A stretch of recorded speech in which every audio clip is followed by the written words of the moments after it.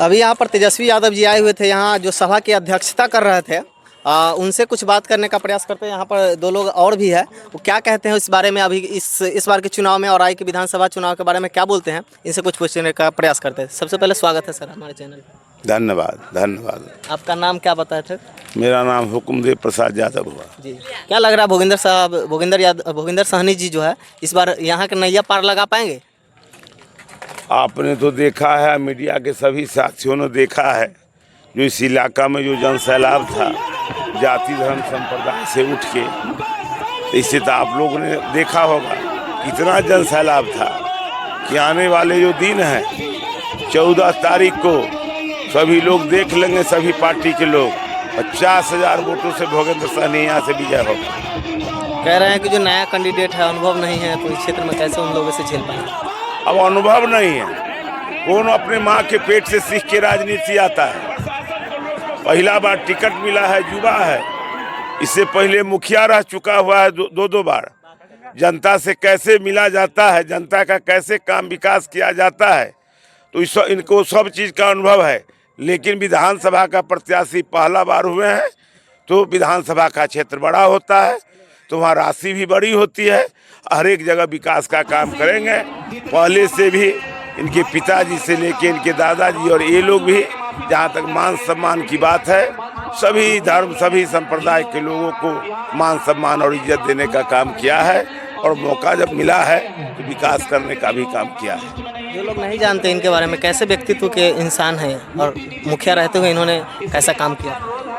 ये तो मुखिया रहते हुए फर्स्ट बार मुखिया बने, तो इनका व्यक्तित्व तो ऐसा था, किसी बार ब्लॉक में इनको मुखिया संघ का अध्यक्ष लोगों ने बना दिया। जो हमारी जो मुखिया लोगों की हक और हकूक़ की हकमारी होगी सरकार के द्वारा या प्रशासन के द्वारा, तो सबसे अच्छा सुयोग्य उम्मीदवार इन्हीं को माना अध्यक्ष बनाने के लिए, तो भूपेंद्र सहनी को अध्यक्ष सभी ने चुना।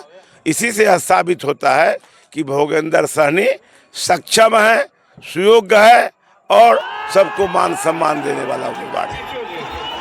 भूपेंद्र सहनी के बारे में बताते हैं लोग कि जो बहुत ईमानदार टाइप के इंसान है, बहुत सीधे साधे हैं। तो राजनीति में ऐसा कहा जाता है कि जो छल कपट होना जरूरी होता है, तो क्या लग रहा है? ऐसी बात नहीं है, जो छल का राज न चल पाएगा, जल का दीप न जल पाएगा। एक बार किसी को ठगा जा सकता है, लेकिन दोबारा आने के बाद मौका नहीं मिलता है। तो भूपेंद्र सहनी वैसा छली कपटी लोग नहीं है। भूपेंद्र सहनी सीधा साधा है, भोला भाला है, लेकिन राजनीति का पूरी जानकारी है, और राजनीति में ईमानदारी के साथ औराई क्षेत्र का विकास करेंगे और सभी जाति धर्म संप्रदाय के लोगों को मान सम्मान और इज्जत करने का काम करेंगे। आप किस लिए इनका समर्थन कर रहे हैं? सबसे बड़ा कारण क्या है आपका? हम समर्थन करने का मुख्य कारण है, जो यह औराई क्षेत्र का बेटा है, और यह जो 3 पंचायत जजुआर का बेटा है, और औराई जजुआर जो 3 पंचायत है वह पहले एक ही जगह था। सभी लोग हम एक गांव के निवासी है। पहला कारण तो यह है।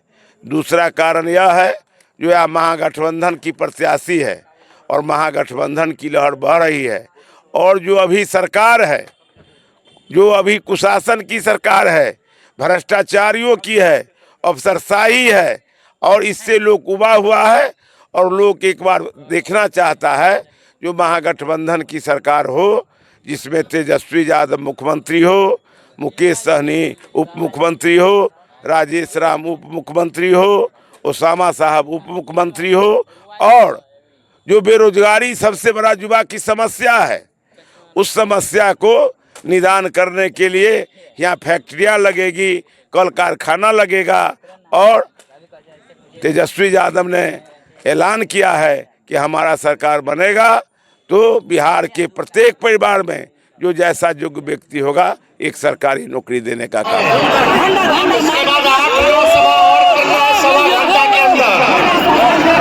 मात्र 2 मिनट हमारे पास समय है। और की जनता तेजस्वी आपके बीच आए एक मौका मांगने के लिए, एक मौका सरकार बनाने के लिए। एक मौका मिलेगा तेजस्वी को, तेजस्वी को एक मौका मिलेगा। परिवार के पास सरकारी नौकरी नहीं है, इस परिवार में एक सरकारी नौकरी तेजस्वी देगा। देखिए, मिलजुल करके रहना है, भाजपा को भगाना है, सरकार को बदलना है कि नहीं बदलना। पढ़ाई दवाई कमाई सिंचाई सुनवाई और कार्रवाई वाली सरकार चाहिए कि नहीं चाहिए। आना जाओ ब्लॉक जाओ, घूसखोरी बढ़ी है कि नहीं बढ़ी है। बिना घूस दिए कोई काम हो रहा है। ये चुनाव संविधान को बचाने का चुनाव है, लोकतंत्र को बचाने का चुनाव है। और आई और बहन योजना के तहत माता और बहनों के खाते में 30,000 रुपया तेजस्वी देने का काम। किसान भाइयों, सिंचाई के लिए जो बिजली लगता है उसको फ्री कर देगा, फ्री कर देगा। आप लोगों के साथ मिलेगा ना। देखिए, बहुत लोग कुछ लोग गड़बड़ करना चाहते हो। औराई में कौन सा ऐसा 3 कार्य है जो होना बहुत जरूरी है? औराई सबसे बड़ा, इसका जो भौगोलिक स्थिति है, आप लोगों ने घूमा होगा तो देखा होगा।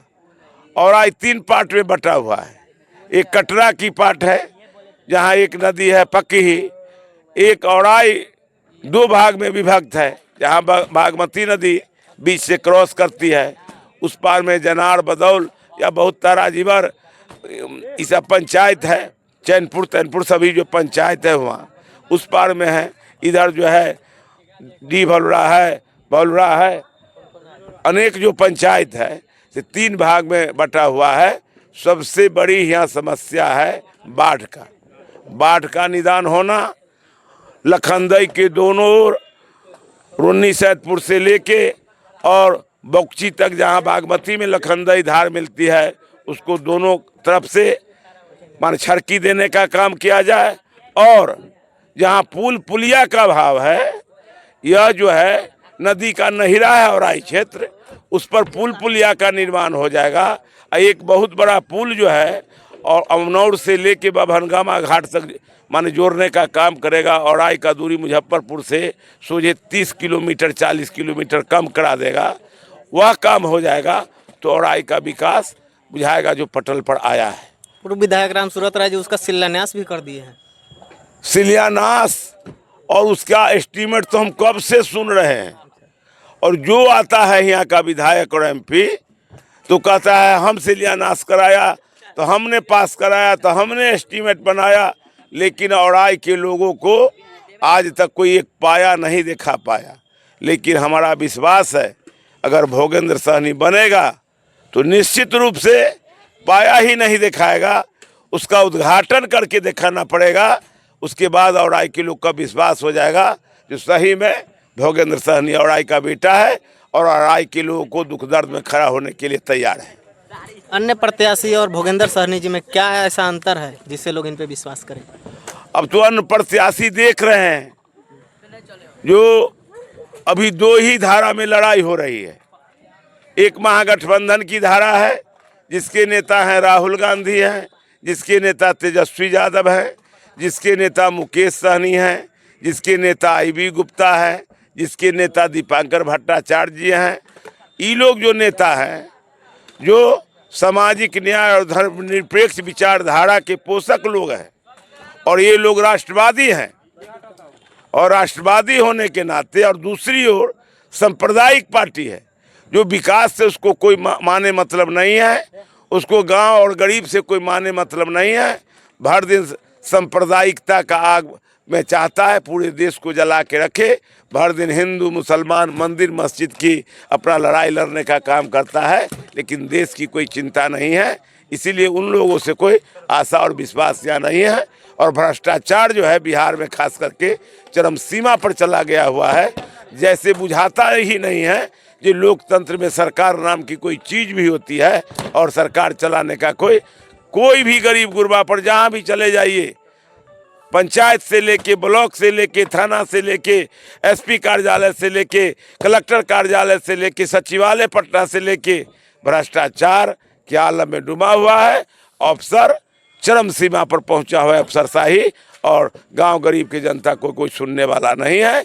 इसलिए लोग चाहता है इस सरकार से उबी हुई है जो एनडीए की सरकार है, और चाहता है महागठबंधन की सरकार बने और इसके मुख्यमंत्री तेजस्वी यादव हो, उप मुख्यमंत्री मुकेश सहनी हो, उप मुख्यमंत्री राजेश राम हो, उप मुख्यमंत्री ओसामा साहब हो। जो लोग तेजस्वी यादव के जो मैनिफेस्टो है उसको नहीं समझ पा रहे हैं और इधर उधर के झांसे में आ रहे हैं, उनको क्या लास्ट अपील करना चाहिएगा आप उनसे? हम अपील करना चाहेंगे तेजस्वी यादव, एक बार नीतीश जी और तेजस्वी यादव गठबंधन 2.5 बरस के लिए किए थे। उससे पहले नीतीश कुमार कहते थे कि तेजस्वी अपने बाप के घर से पैसा लाएगा, नौकरी देगा क्या, लेकिन तेजस्वी यादव 2.5 वर्ष के कार्यकाल में ही 5 लाख शिक्षकों की बहाली कराया, 5 लाख शिक्षकों की बहाली कराया। और उनका जो विजन है, उनकी जो विजन है विकास की, उन्होंने ये भी विजन बताया जब उन्होंने घोषणा किया जो हमारी सरकार बनेगी तो हम 1500 रुपया देंगे वृद्धा पेंशन, तो उसके पीठ पर 1100 रुपया इन्होंने दिया। जब उन्होंने माई बहन योजना के तहत प्रत्येक महिला को 2500 रुपये महीना घोषणा किया है, तो 10-10 हज़ार का एगो डुगडुगी पीट के चाहता है बैठ जाए, हम वोट खरीद ले, हम सरकारी पैसा से माने गरीबों का वोट को। और तीसरी कारण है जो अभी हालात है बेरोजगारी का, हमारे ही राज्य से आज महाराष्ट्र, गुजरात, आंध्रा, केरला, कर्नाटका चमका हुआ है। परिश्रम और श्रम हमारे राज्य का है, हमारे राज्य के युवा का है, लेकिन हमारा राजा दरिद्र है, भिखमंगा है। अगर वही पूरी पूंजी और ईमानदारी से अगर बिहार में कोई काम करता बेरोजगारी मिटाने का, तो यहाँ जितना चीनी मिल था नीतीश जी के राज्य में और मोदी जी की राज्य में, बिहार का सभी चीनी मिल बंद हो गया। जितना भी एक डालमिया की फैक्ट्री थी डालमिया नगर में, सासाराम में, वह फैक्ट्री बंद हो गई। तो सबसे बड़ी बात है जो बिहार में विकास करना नहीं चाहते हैं ये लोग, हिंदू और मुसलमान करके सांप्रदायिकता का जहर समाज में फैला के और राज करना चाहते हैं। गांव से, गरीब से और बिहार की जनता से इनको कोई माया मोह और उनके दुख दर्द में खड़ा होने के लिए तैयार नहीं है। सत्ता का भोग भोगने के लिए ये लोग राजनीति ड्रामा किए हुए हैं। जो लोग 10,000 के झांसे में आकर आ रहे हैं उनसे क्या कहना चाहेंगे? सभी गरीब गुरबा समझ गया, अभी 2 लाख का लोभ दे रहे हैं कि जो 10,000 रुपया मिला है तो हम उन्हीं को वोट देंगे। जी नहीं, कई बात नहीं है। 10,000 रुपया दे के कह रहा है जब यही देना था तो इनका सरकार 18 बरस से है, तो इन्होंने 10,000 रुपया कहाँ दिया था? आज चुनाव का टाइम है, जब इनकी अंतिम विदाई हो रही है, ये अंतिम में भस रहे हैं, गंगा में भस के हिंद महासागर में चले जाएंगे, बंगाल के खाड़ी में, तो 10,000 रुपया की घोषणा कर रहे हैं। वो 10,000 की रुपया से इनको काम होने वाला नहीं है। मरने के काल में कितना भी गंगाजल पियाइए, उस गंगाजल से मुक्ति मिलने वाली नहीं है। जिंदगी भर की कर्म की कमाई के आधार पर ही मुक्ति मिलती है। चलिए, बहुत बहुत धन्यवाद, आपने समय दिया। मोबाइल कुछ कम चार्ज है इसलिए थोड़ा समय